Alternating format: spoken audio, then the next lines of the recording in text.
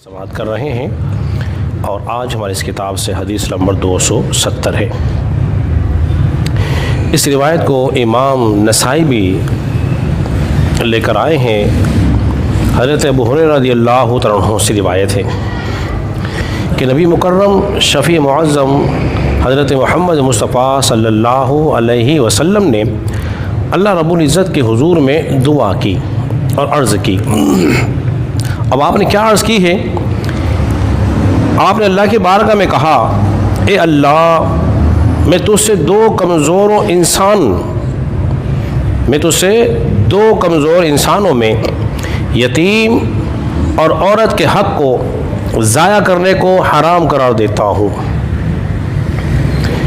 دو کمزور، یتیم کو بھی کمزور کہا اور عورت کو بھی کمزور کہا، جو ان کے حقوق کو ضائع کرے میں اسے حرام قرار دیتا ہوں۔ اب اس کے دو معنی یہاں مراد ہوئے ہیں۔ پہلا تو یہ جو ان کے حق کو تلف کرے، ان کے حق کو ضائع کرے، تو یہ ضائع کرنا کیا ہے؟ گناہگار ہے، میں اسے گناہگار قرار دیتا ہوں۔ دوسرا یہ کہ نبی پاک علیہ الصلوۃ والسلام کو اللہ رب العزت نے یہ اختیار دیا ہے، اس بات کو اپنے دل و دماغ میں بٹھا لیجئے، اس عقیدے کو راسخ کر لیجئے کہ نبی پاک علیہ الصلوۃ والسلام جس کے لیے چاہے جو چیز چاہے حلال کر دے، جس کے لیے جو چیز چاہے حرام فرما دے۔ اللہ نے شاہ فرمایا، اطیعوا اللہ و اطیعوا الرسول، کہنا مانو اللہ کا بھی اور اس کے رسول کا بھی۔ وَمَن يُطِعِ الرَّسُولَ فَقَدْ أَطَاعَ اللَّهَ، جس نے اس رسول کا کہنا مانا اس نے اللہ کا کہنا مانا۔ یعنی کہ رسول اللہ کی بات اللہ کی بات ہے، اللہ کی بات رسول اللہ کی بات ہے۔ تو حضور کو اللہ تبارک و تعالیٰ نے اختیار دیا ہے کہ جس کے لیے جو چاہے بولیے حرام کر دے یا حلال فرما دے۔ اور کبھی ایسا نہیں ہوا کہ جس کو رسول اللہ صلی اللہ علیہ وسلم نے حلال کیا ہو اللہ نے اسے حرام قرار دے دیا ہو، یا جس کو حضور نے حرام کہا ہو اللہ نے اسے حلال قرار دے دیا ہو، ایسا بولیے نہیں ہوا۔ کیوں؟ اس لیے کہ فعل مصطفیٰ ہی فعل خدا ہے، فعل مصطفیٰ ہی فعل خدا ہے، اور قول مصطفیٰ ہی قول خدا ہے اللہ کا، یعنی کہ رسول اللہ کی بات بھی اللہ ہی کی بات ہے۔ دونوں میں کوئی فرق بولیے نہیں ہے۔ فرق کس بات کا ہے کہ اللہ نے اختیار دیا ہے، مصطفیٰ نے وہ کام کیا ہے۔ اسلام ایسا پیارا دین ہے کہ اس میں سب کے حقوق کو واضح طور پر بیان کیا گیا ہے، ماں باپ بہن بھائی عزیز وقارب سب کے حقوق، اس بات کو ہم بار بار بیان کر رہے ہیں۔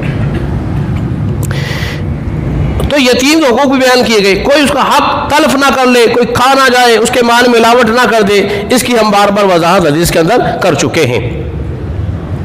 اب دیکھیے، عورت، چونکہ عورت بھی کمزور ہوتی ہے مرد کے مقابلے میں، جسم کے اعتبار سے بھی اور فطری طور پہ انسان کا جسم قوت و طاقت کے اعتبار سے زیادہ مضبوط ہوتا ہے، اور عورت کا جسم قوت اعتبار سے بولیے کم ہوتا ہے۔ پھر اس کے پاس، عورت کے پاس اتنی عقل و شعور و فہم بھی نہیں ہوتا جتنا کہ مرد کے پاس ہوتا ہے۔ اسی لیے اللہ تبارک و تعالیٰ نے مرد کو حاکم بنایا ہے۔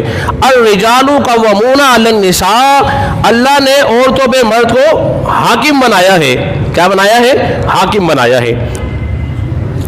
اب رہے عورت کے حقوق۔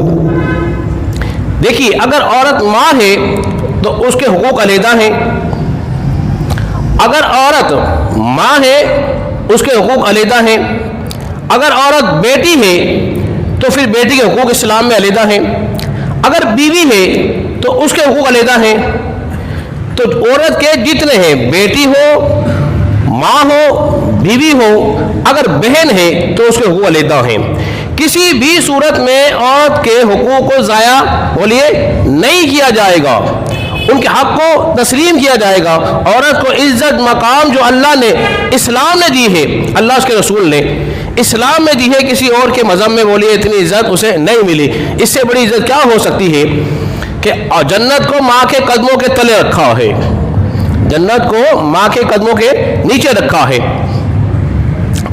تو حدیث رسول سے یہ بات واضح ہو رہی ہے کہ جو یتیم ہے اس کا حق بھی اسے دینا ہے، اور جو کمزور عورت ہے اس کا حق بھی اسے دینا ہے۔ اسلام میں سختی نہیں ہے، بالجبر نہیں ہے۔ جو شرعی تقاضے ہیں، جو شرعی تقاضے ہیں، یعنی کہ باپ، بہن، بھائی، شوہر، وہ اس پر شرعی تقاضوں کو مد نظر رکھتے ہوئے سختی کر سکتا ہے۔